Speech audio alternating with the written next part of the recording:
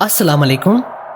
One lesson میں آپ سب کو خوش آمدید۔ نئی ویڈیوز اپڈیٹ کے لیے ون لیسن کو سبسکرائب کر لیں، شکریہ۔ لکشمی ڈگری کالج کے سٹاف روم سے اچانک چیخوں کا شور ہوا اور پورا کالج سہم گیا۔ ویکنڈ کے بعد معمول کے مطابق کالج پیر کو کھلا۔ اسٹوڈنٹ اور سٹاف صبح سویرے آنے لگے۔ ہر چیز معمول کے مطابق تھی کہ جب مس شیلا نے اپنا سامان رکھنے کے لیے الماری کھولی تو وہ چیخیں مارتی ہوئی پیچھے ہٹی اور گر کر بے ہوش ہو گئی۔ آنا فنا سٹاف روم میں موجود دیگر اساتذہ مس شیلا کی طرف لپکے اور ان کو سنبھالنے کی کوشش کی، لیکن جیسے جیسے ان کی نظر الماری کے اندر جاتی سب کی چیخیں نکل رہی تھی اور دو چار اور حالت غیر ہونے پر وہیں ڈھیر ہو چکے تھے۔ پورے کالج میں بھونچال سا آ گیا تھا۔ کچھ ٹیچر الٹیاں کرتے سٹاف روم سے باہر بھاگ کھڑے ہوئے اور کمزور دل چکرا کر وہیں دروازے میں گر گئے۔ پرنسپل خبر ملتے ہی تقریباً بھاگتا ہوا سٹاف روم میں آیا اور وہاں کا منظر دیکھ کر بڑی مشکل سے خود کو سنبھالا اور پولیس کو کال کی۔ ایک انسپیکٹر اور چند اہلکار موقع پر پہنچ چکے تھے۔ انہوں نے آتے ہی سٹاف روم کو خالی کروایا اور سٹاف روم کو چاروں طرف سے سیل کر دیا۔ انسپیکٹر تک یہ منظر دیکھ کر سہما ہوا تھا۔ اس کے ماتھے پر پسینے اور چہرے پر پریشانی کے آثار نمایاں تھے۔ منظر کیا تھا؟ ایک انسانی لاش تھی جسے کسی وزنی چیز کے نیچے دے کر ہڈیاں کھوپڑی سب کچھ گوشت اور حتیٰ کہ اس کے پہنے ہوئے کپڑوں سمیت برابر کر دیا تھا، اور وہ ایک انسانی کھال اور کپڑوں میں پیک کمبل کی شکل اختیار کر کے اور اسے کمبل ہی کی طرح رول کر کے گٹھڑی سی بنا کر الماری میں رکھ دیا گیا۔ لاش 1-2 روز پرانی لگ رہی تھی کیونکہ وہاں کیڑوں کا ڈھیر اس پر جمع تھا اور چونٹیاں اور مکوڑے لائن در لائن اس کو کھانے اور لے جانے میں مصروف تھے۔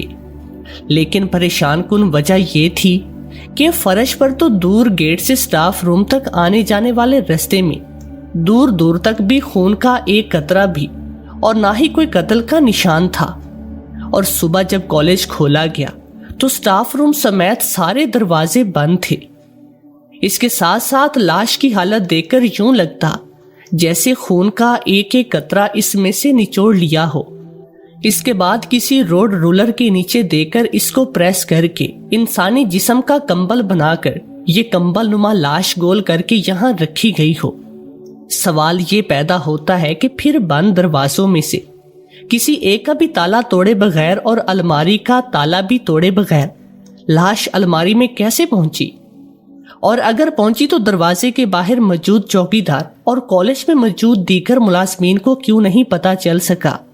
یہ 90 کی دہائی تھی تو سیکیورٹی کیمروں کا تو اس وقت تصور بھی نہیں تھا کہ کوئی سراغ مل سکتا، اور سٹاف روم کے اندر یہ سب کچھ ہو گیا تو لاش کا خون کیوں نہیں بہا؟ اور اس کا قتل کرتے وقت کوئی توڑ پھوڑ کے آثار بھی نظر نہیں آئے۔ صفائی والے عمل اور بہت سویرے آنے والے اساتذہ نے یہ بھی بتایا کہ جمعہ کے دن سٹاف روم میں چھوٹی سی پارٹی ہوئی۔ کھانے کے ٹکڑے اور اس دن زمین پر چائے کا کپ گرنے سے جو نشان پڑا تھا وہ ابھی تک موجود ہے، اور اس سے پہلے کہ صفائی والا عملہ صفائی شروع کرتا مس شیلا نے یہ خوفناک منظر دیکھ لیا۔ پولیس نے اب کوئی سراغ نہ ملنے پر کالج بند کروا دیا اور پورے کالج کی بڑی تفصیل کے ساتھ تلاشی لی گئی اور اس وقت کے جدید تقاضوں سے جانچ پڑتال کی گئی۔ لیکن قتل یہاں ہوا یا باہر ہو، اور قتل کہاں سے آیا کہاں گیا کوئی سراغ نہیں لگا سکے، ماں سوائے لاش کی شناخت کے جو اس کی قمیص میں موجود بٹوے سے ہوئی تھی۔ یہ بدقسمت پنڈت کرشنا کی لاش تھی جو اسی کالج میں ہندی پڑھاتے تھے اور جمعہ کے روز کالج آئے تھے اور اس چھوٹی سی پارٹی میں بھی شریک ہوئے تھے۔ لیکن اس کے بعد وہ کہاں گئے، یہ سب کب ہوا، کسی کو کچھ بھی نہیں پتا۔ بس ایک بات سامنے آئی کہ پنڈت جی نے اپنا سکوٹر دے کر چوکیدار کو اپنے گھر بھیجا کہ سکوٹر وہاں چھوڑ کر ان کو پیغام دے کر آئیں کہ پنڈت جی کسی پوجا میں شرکت کرنے کشمیر جا رہی ہیں اور پیر کے روز وہیں سے سیدھا کالج آئیں گے۔ چوکیدار کے مطابق پنڈت کے گھر سے ہو کر آنے میں اسے کوئی 1.5 گھنٹہ لگ گیا تھا۔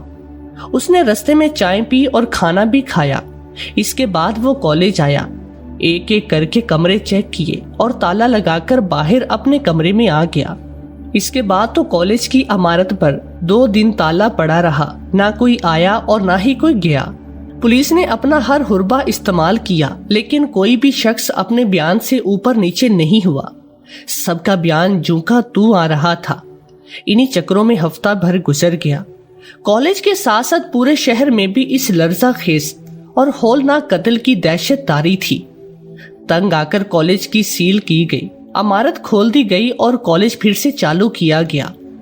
کچھ دن حاضری اوپر نیچے ہوئی، پھر سب کچھ معمول پر آ گیا۔ لیکن اس واقعے کے بعد کالج کی ایک لڑکی سیلونی کے اندر اس کی دوست رشمی نے کافی بدلاؤ دیکھا، اور یہ بدلاؤ سیلونی کو کافی پر اصرار اور مشکوک بنا رہا تھا۔ سیلونی اپنے ماں باپ کی اکلوتی اولاد تھی اور فرسٹ ایئر اسی سال میں کالج آئی تھی۔ یہی آ کر اس کی دوستی رشمی سے ہوئی تھی۔ وہ ان دونوں کا اور کوئی دوست بھی نہیں تھا۔ لیکن اس لرزہ خیز واردات کے بعد سے سیلونی نے مسکرانا یکسر چھوڑ دیا تھا۔ اس کے ہونٹوں پر ہلکی سی سیاہی اتر آئی جو پہلے گلاب جیسے گلابی ہوتے تھے۔ اس کی سلیٹی مائل سرمئی آنکھوں میں ہلکی سی زرد لکیر نمودار ہونے لگی۔ گو کہ سیلونی کی شخصیت پہلے بھی بہت دلکش اور دل کو منہ لینے والی تھی۔ اس کے نیم گھنگریالے بال، کسی بل کھاتے پہاڑی رستے کے اتار چڑھاؤ والی پتلی کمر، ریشم بھرے گزار کہولوں کو چھوتے ہوئے سیلونی رنگت سے بہت سفید تھی، لیکن پلاٹینیم جیسی چمکتی دمکتی روشن چہرے کے ساتھ اونٹ کی کوہان جیسا سینہ لیے پورے کالج میں منفرد نظر آتی۔ لڑکیاں اس پر رشک کرتے نہیں تھکتی تھی اور لڑکے رالے ٹپکاتے آنکھیں سینکتے نظر آتے تھے۔ اب تو اسی روشن چہرے والی سیلونی کی آنکھوں کے گرد بھی ہلکی سی سیاہی اتر آئی، لیکن جو سب سے قابل ذکر بات تھی، وہ جہاں ہینڈسم لڑکا دیکھتی کسی بھوکی شیرنی کی طرح اس کو ہوس زدہ نظروں سے گھورنے لگتی۔ اچھے خاصے لڑکے بھی گھبرانے لگ جاتے تھے۔ رشمی کے لیے سیلونی کا یہ انداز بالکل نیا تھا اور وہ اس سب سے کافی پریشان بھی تھی۔ اس بدلاؤ کی وجہ سے رشمی اور سیلونی آہستہ آہستہ دور ہونے لگی، اور سیلونی نے بھی اس سب پر کوئی خاص توجہ نہ دی۔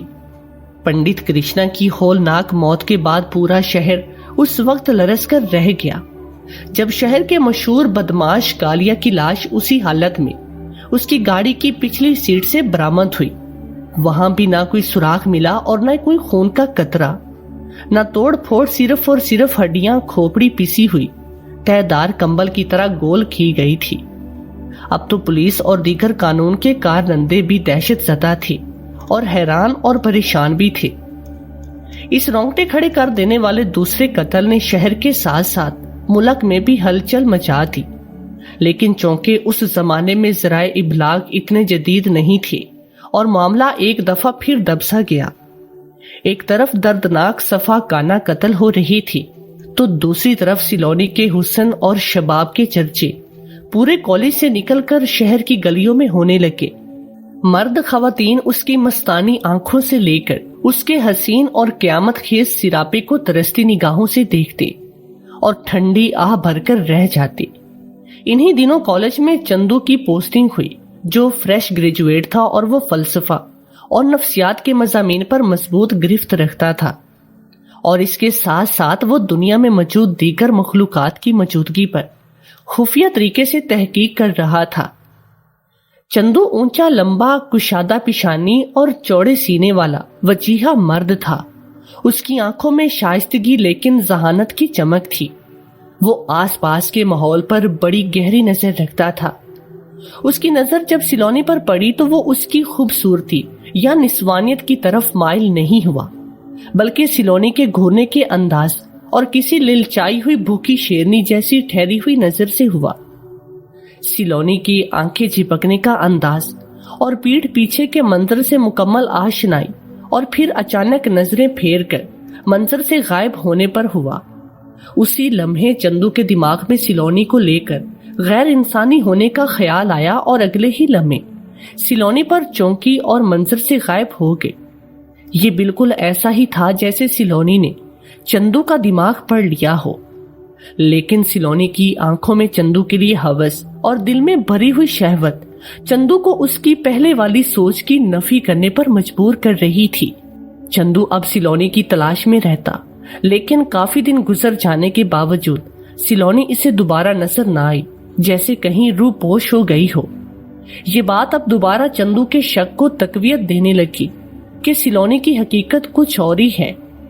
چندو نے اس پر منصوبہ بندی کی اور سیلونی کے بارے میں سوچنا بند کر دیا اور اپنی سوچ کو چھپا کر رکھنے کی مشق شروع کر دی۔ 2-4 دن میں ہی اس میں کامیاب ہو گیا، اور اب وہ آنکھوں میں کچھ اور سوچتے ہوئے لاشعور میں سیلونی کو ہی ڈھونڈ رہا تھا، جس کا فائدہ یہ ہوا کہ سیلونی اسے پھر نظر آئی، اور اس دفعہ ذرا فاصلے پر کھڑی ہوں بہو وہی ہوس اور شہوت سے لبالب نظروں سے چندو کو گھور رہی تھی۔ چندو کمال مہارت سے اس کی آنکھوں میں دیکھے بغیر اس کا مشاہدہ کرتے منہ دھیان گزر گیا، لیکن لاشعور میں وہ سیلونی کی حرکات پر مسلسل نظر رکھے ہوئے تھا۔ اسی دوران اس کو رشمی کا پتہ چلا اور اس نے باتوں باتوں میں رشمی سے سیلونی کے بارے میں پوچھ لیا، تو رشمی نے جو پہلی بات کی اس نے چندو کے شک کو یقین میں بدل دیا، کیونکہ جب رشمی نے سیلونی میں بدلاؤ دیکھا تو سیلونی نے 2-3 بار رشمی کے دماغ میں آنے والے شکوک کی وضاحت دی، حالانکہ رشمی منہ سے کچھ نہیں بولی تھی۔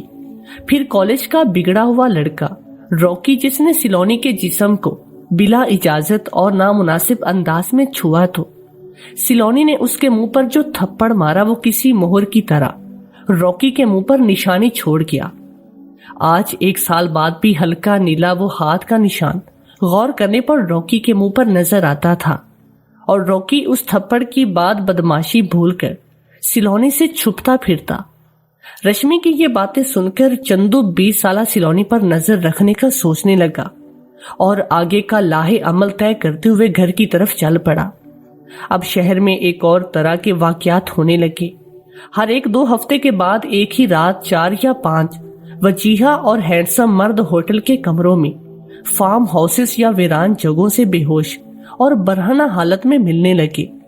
ان کے جسم پر انسانی دانتوں اور ناخنوں کے بڑے واضح اور گہرے نشان ہوتے تھے۔ ہوش میں آنے پر وہ اس قدر خوف زدہ ہوتے کہ کئی دنوں تک بات کرنے یا خود پر بیتی سنانے کے قابل نہیں رہتے، اور اکثر کے نفس زخمی ہوتے یا ان کے اندر سے خون رس رہا ہوتا، جیسے ان کے ساتھ اس وقت تک جنسی فعل کیا گیا ہو جب تک ان کی حالت غیر نہ ہو جائے۔ نارمل ہونے کے بعد سب ایک ہی بات بتاتے، نقاب پوش خوبرو حسینہ ان کو ورغلا کر ساتھ لے گئی، اور پھر وہ بار بار ان کے بے ہوش ہونے کا استعمال کرتی، ٹیشو پیپر کی طرح ان کو پھینک جاتی۔ ان واقعات کا سلسلہ جاری تھا کہ شہر کے سب سے بڑے سنار اور اس کے 2 کاروباری شراکت داروں کی اسی وحشی طریقے سے کی گئی موت اور پھر کمبل نما لاشیں ان کے فارم ہاؤس سے برآمد ہوئی۔ پنڈت کرشنا کالیا اور اب 3 بڑی کاروباری شخصیات کا اندھوناک قتل، اور وہ بھی نہایت خاموشی اور بغیر کسی ثبوت کے، پولیس کی کارکردگی پر سوالیہ نشان بنتا جا رہا تھا۔ دوسری طرف تاریخ میں پہلی بار مردوں کے ساتھ جنسی تشدد کر کے ان کو زندگی اور موت کی کشمکش میں چھوڑ کر نہایت ہی چلاکی سے منظر عام سے غائب ہو جانا عوام کو اور بھی خوف میں مبتلا کر رہا تھا، یہاں تک کہ ماؤں نے اپنے نوجوان وجیہہ لڑکے گھروں میں قید کر لیے اور شہر بھر کے جرائم پیشہ افراد بھی سہمے سہمے نظر آنے لگے، لیکن نہ قاتل کا کوئی سراغ مل رہا تھا اور نہ اس جنسی عورت نما بلاں کا جو ایک ہی رات میں 5 مردوں پر بھاری پڑ رہی تھی۔ چندو مسلسل سیلونی پر نظر رکھے ہوئے تھا اور بڑی چلاکی کے ساتھ اس کے ریڈار میں آئے بغیر اس کے بارے میں کافی کچھ جان گیا تھا، لیکن چندو کے سوالوں کے جوابات سیلونی پر نظر رکھ کر نہیں مل رہے تھے۔ پھر اس کو اپنے باپ پروفیسر امن داس کی وصیت یاد آئی، جب مرتے وقت انہوں نے کہا کہ تمہارے سوالوں کے جواب تمہیں میری لائبریری میں ملیں گے۔ اس وقت چندو کو کوئی سمجھ نہیں آئی کہ امن داس کیا کہہ رہا ہے، لیکن آج چندو کو جن سوالات کا سامنا تھا وہ ان کے حل کے لیے باپ کی لائبریری میں جا گھسا تھا۔ ادھر سیلونی کی دماغی حالت دن بدن بگڑتی جا رہی تھی، کیونکہ اس کی دماغی حصے اسے مسلسل کسی کی نظروں کے تعاقب کا اشارہ تو دیتی، لیکن وہ سمت اور اس پر نظریں گاڑنے والے کا دماغ پڑنے سے قاصر تھی۔ اس نے کئی بار چندو کو شک کی نگاہ سے دیکھا، لیکن ہر بار چندو کے دماغ میں کچھ اور ہی ملا۔ یہ چندو کی شب و روز مشق کا نتیجہ تھا۔ وہ اپنی اصل سوچ لاشعور میں رکھ کر سیلونی کا مسلسل تعاقب کر رہا تھا۔ دوسری طرف پولیس نے شہر بھر سے اور آس پاس کے علاقوں سے طوائفیں اور ان کے دلال گرفتار کر کے ان سے ہر حربہ آزما کر تحقیق کی، لیکن کچھ بھی ہاتھ میں نہ آیا، کیونکہ ایک ہی رات میں 5 مردوں کی حالت غیر کرنا ایک اکیلی عورت کا کام نہیں ہو سکتا، جبکہ نشانہ بننے والے سارے لوگ ایک ہی عورت کا ذکر کرتے دکھائی دیتے، اور وہ اب تک اس قدر خوف زدہ تھے کہ گھروں میں محصور ہو کر رہ گئے۔ چندو نے تقریباً سارے کاغذات جانچ پڑتال کر کے دیکھ لیے، لیکن سب وہی پرانی باتیں اور پہلے سے کھوجی گئی مخلوقات کا ذکر تھا۔ لیکن اس نئی جنسی اور درندہ صفت مخلوق کے بارے میں کچھ ہاتھ نہ لگا، جو ڈھونڈ کر شہوت سے بھرے ہوئے لڑکوں اور مردوں کا انتخاب کرتی، ساتھ ان کی ظاہری خوبصورتی کو بھی مد نظر رکھتی، اور جن کا قتل کرتی ان کے ساتھ جنسی فعل سے اجتناب برت رہی تھی۔ پہلا شکار ایک مذہبی اور تدریسی اعتبار سے شریف آدمی، دوسرا کرمنل، اور تیسری واردات میں مرنے والے خالص کاروباری لوگ تھی۔ لیکن ان سب کی عمریں تقریباً 45 سے 50 سال کے درمیان تھی، اور جن کو ہوس کا نشانہ بنایا گیا وہ 20 سے 35 سال کے تھے۔ چندو انہی سوچوں میں گم تھا کہ اسے کالی فائل یاد آئی جس پر امن داس آنکھوں کی بنائی جانے سے پہلے کام کر رہا تھا، اور وہ اس کی ذاتی الماری میں رکھی تھی۔ چندو بجلی کی تیزی سے باپ کے کمرے میں آیا اور فائل اس کے ہاتھ میں تھی۔ اس نے وہیں بیٹھے بیٹھے ساری فائل پڑھ لی، جس میں انسان، جن اور بھیڑیے کے ملاپ سے وجود میں آنے والی کسی انوکھی پرجاتی کا ذکر کیا گیا تھا، جو انسان کی طرح شاطر اور مکار، جنات کی طرح ذہن پڑھنے اور بھیڑیے کی طرح درندہ صفت ہو سکنے کی چناوتی دی گئی۔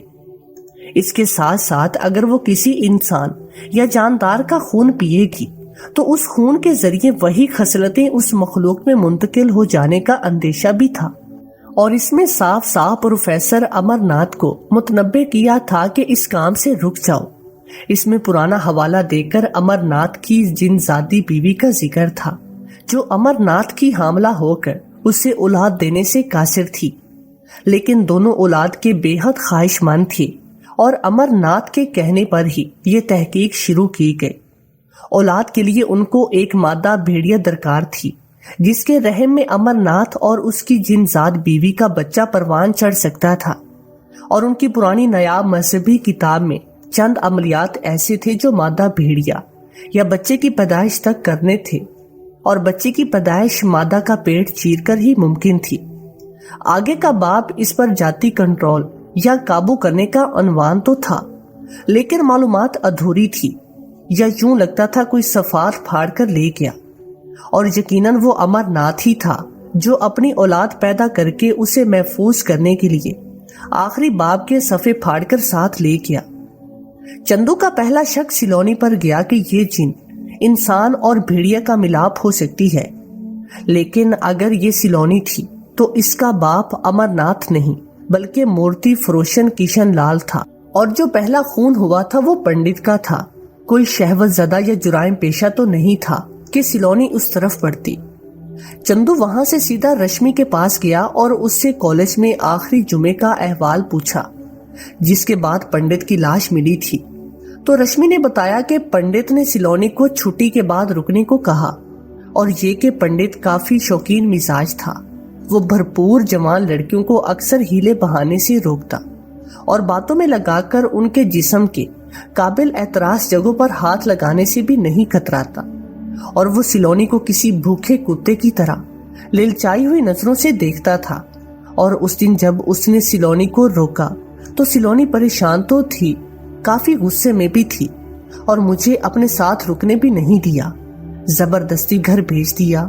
لیکن چھٹی کے بعد شام میں سیلونی کے گھر فون کیا تو وہ گھر پر ہی تھی، اور اس نے بتایا پنڈت نے کچھ نہیں کہا، صرف 1-2 مورتیاں مرمت کروانے کے لیے دی تھی۔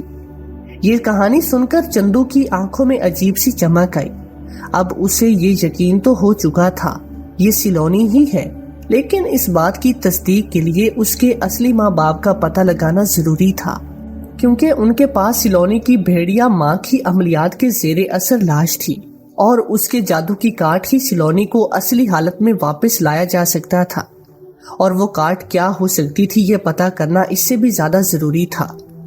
اب چندو نے سیلونی کا 24 گھنٹے پیچھا کرنا شروع کر دیا۔ اس نے دیکھا کہ سیلونی رات گئے گھر سے نکلی اور بڑی سڑک پر آتے ہی چہرے پر کیٹ وومن جیسا نقاب چڑھا لیا۔ وہ بہت خوبصورت لگ رہی تھی۔ اس کا سیڈول اور ریشمی بدن اس کی چست لال قمیص میں غیظ و غضب ڈھا رہا تھا، اور آنکھیں نقاب کے باوجود چراغوں کی طرح چمک رہی تھی۔ اس نے نہایت عمدگی سے زلفیں دائیں کندھے سے آگے سینے پر گرائی ہوئی تھی، جو اس کی چھاتی کے ابھار سے پھسل کر نیچے کمر تک آ رہی تھی۔ سڑک پر زیادہ ٹریفک نہیں تھی، اکا دکا گاڑیاں، کچھ سکوٹر اور 2-4 سائیکل رکشے آ جا رہی تھی۔ گھر سے کافی دور آنے کے بعد سیلونی ایک سائیکل رکشے پر سوار ہو گئی تو چندو نے بھی سکوٹر کی رفتار بڑھا لی۔ سیلونی کا ریڈار اسے خبر دے رہا تھا کہ کوئی ہے جو اس کا پیچھا کر رہا ہے، لیکن وہی سوال کہ کون؟ خیر، وہ ہمیشہ کی طرح اپنا وہم سمجھ کر شہر کے سب سے بڑے شراب خانے میں پہنچ گئے۔ کچھ دیر کے بعد سیلونی شراب خانے سے باہر آئی تو اس کے پیچھے تقریباً 6 اونچے قد کاٹ اور مردانہ وجاہت والے نوجوان تھے، جو بالوں کے سٹائل سے فوجی معلوم ہوتے۔ وہ شراب کے نشے میں سیلونی کی قاتل جوانی سے لطف اندوز ہوتے ہوئے ایک فوجی گاڑی میں سوار ہو گئے۔ سیلونی ان کے درمیان ایسے پھنسی ہوئی تھی جیسے بھیڑیوں کے غول میں ہرن پھنس جاتی، تو کوئی اس کی گردن نوچ رہا تھا، کوئی اس کی ٹانگ، کوئی اس کا بازو، کوئی کان غرض جہاں منہ گھساؤ وہیں نوچ رہا ہو، لیکن سیلونی مست آنکھیں بند کیے انہیں بہکنے دے رہی تھی۔ چندو اچھی طرح جانتا تھا اگر صبح تک روکا نہ گیا تو یہ فوجی افسر فوج کے قابل نہیں رہ جائیں گے۔ اس نے سکوٹر کی رفتار اور تیز کی، لیکن فوجی گاڑی چھاؤنی کی حدود میں داخل ہو گئی اور ناکے پر چندو کو شناخت پیریڈ کے لیے روک لیا گیا۔ تب تک وہ فوجی گاڑی منظر سے غائب ہو گئی۔ چندو کافی دیر تلاش کرتا رہا لیکن کچھ ہاتھ نہیں آیا۔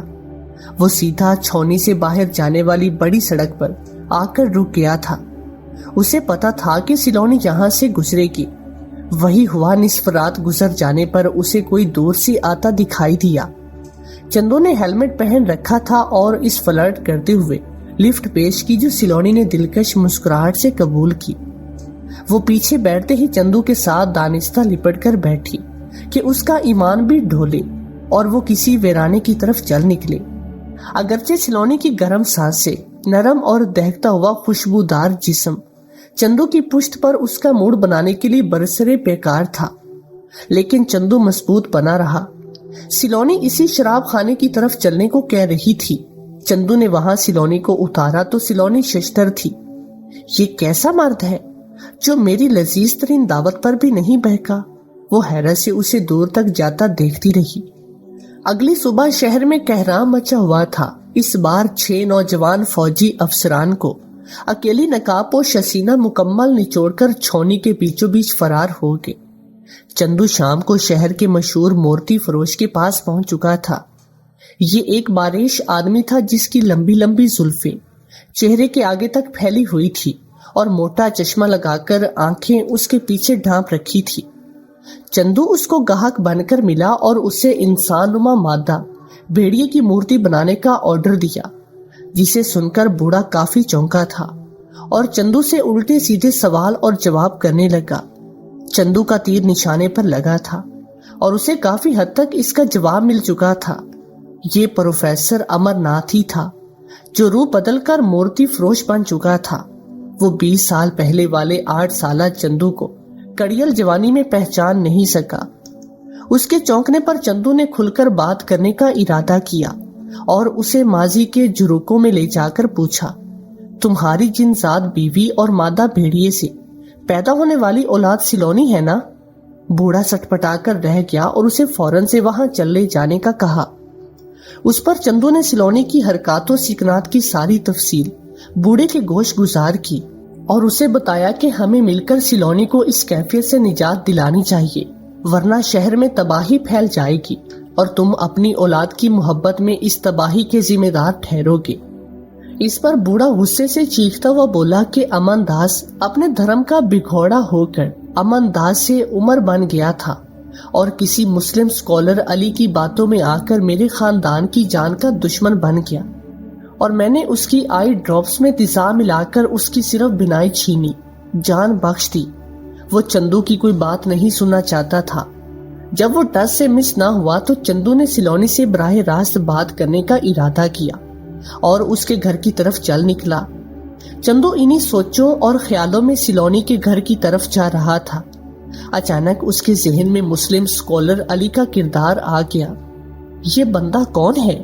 اور اس کے باپ امن داس نے مذہب تبدیل کر کے اپنا نام عمر کب رکھا؟ اس کے ذہن میں امن داس کا وہ آخری باب گھوم گیا جس میں اس مخلوق سے چھٹکارے کا روحانی علاج کا ذکر تھا۔ وہ فوراً گھر آیا اور اپنے باپ کی وصیت والی فائل میں موجود وہ بند لفافہ کھولا جس کے بارے میں امن داس نے کہا تھا کہ اس لفافے میں اس کی زندگی کی کل کمائی بند ہے۔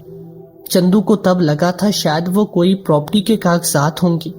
اسے روپے پیسے میں کوئی دلچسپی نہ تھی، یہ سوچ کر سائڈ پر رکھ دیا، کبھی ضرورت پڑی تو اس کو استعمال کر لوں گا۔ اب اس نے کانپتے ہاتھوں سے وہ لفافہ کھولا تو اس میں بڑی ترتیب سے نفیس کاغذ کے کچھ ٹکڑے تھے جن پر اس کے باپ کی لکھائی نہیں، لیکن مخاطب اس کا باپ ہی تھا۔ السلام علیکم سے شروع کر کے اپنے مذہب کی تبدیلی اور نام کا حلف اٹھایا تھا اور اپنے محسن اسکالر علی کے لیے اظہار تشکر کے چند کلمات لکھوائے۔ کسی اور کی لکھائی سے یہ بات تو عیاں تھی، یہ امن داس یعنی عمر نے بینائی چھین جانے کے بعد اپنے آخری ایام میں تحریر کروائی تھی۔ پھر وہ چندو سے مخاطب ہوا اور اپنا یہ راز اسے کھو دینے کے ڈر سے آشکار کر نہ سکے پر شرمندگی کا اظہار کیا، اور اپنی تحقیق کے پرانے ساتھی، دوست اور معاون امر ناتھ کی اس کے مذہب بدلنے پر بے وفائی اور بغاوت کا بڑی تفصیل سے لکھا، اور کیسے آنکھ میں ڈالنے والے دارو میں تیزاب ڈال کر امن داس کو رستے سے ہٹا کر امر ناتھ نے اپنی بے اولادی والی محرومی پوری کرنے کے لیے یہ شیطانی عمل کیا تھا۔ اس سارے عمل کی تفصیل وہاں درج تھی جو ان کے مذہب کی قدیم روایت میں ایک جادوئی منتر اور جنتر کے ذریعے پروان چڑھتی تھی۔ چونکہ ان کا مذہب قدیم ترین تھا تو اس زمانے میں جن زاد، آدم زاد اور دیگر مخلوقات کا روزمرہ زندگی میں آمنا سامنا ہونا اچنبھے کی بات نہیں تھی۔ اس وقت کے مذہبی پیشواؤں نے یہ سارے عملیات ان کے باہمی رشتوں اور نسل کو آگے بڑھانے کے لیے جن زادوں کی معاونت سے تیار کیے تھے، لیکن اس عمل کے نتیجے میں پیدا ہونے والی مخلوق کی خصوصیات پورا عرض پر موجود سب کے لیے خطرے کا باعث بن سکتی تھی، اور اس وقت میں اس کا کوئی توڑ بھی موجود نہیں تھا، تو کسی بھی جن زاد یا آدم زاد کو یہ سب کرنے کی جرت نہ ہوئی، اور یوں یہ عملیات خاک در خاک دفن ہو گئے۔ لیکن آج ہزاروں سال بعد امر ناتھ اور امن داس نے یہ کھوج نکالنے تھے، لیکن امن داس نے ان کے ساتھ لکھے تنبیہ پیغامات پر امر ناتھ کی مخالفت کی، اور اس پیدا ہونے والی مخلوق کو شانت کیسے کرنا ہے وہ طریقہ ڈھونڈنے کا مشورہ دیا۔ امر ناتھ یہاں تک تو راضی تھا، لیکن جب آخر میں اس کی کاٹ کے دوران اس کی زندگی کو خطرے والی بات سامنے آئی پر امر ناتھ بغاوت کر گیا اور دھوکے سے امن داس کو اندھا کر کے غائب ہو گیا۔ امن داس کو یہ تک معلوم نہیں تھا کہ نئی پیدا ہونے والی مخلوق جنس کے اعتبار سے عورت تھی یا مرد تھا۔ پھر امن داس نے اسکالر علی سے ملاقات کا احوال بیان کرتے ہوئے لکھا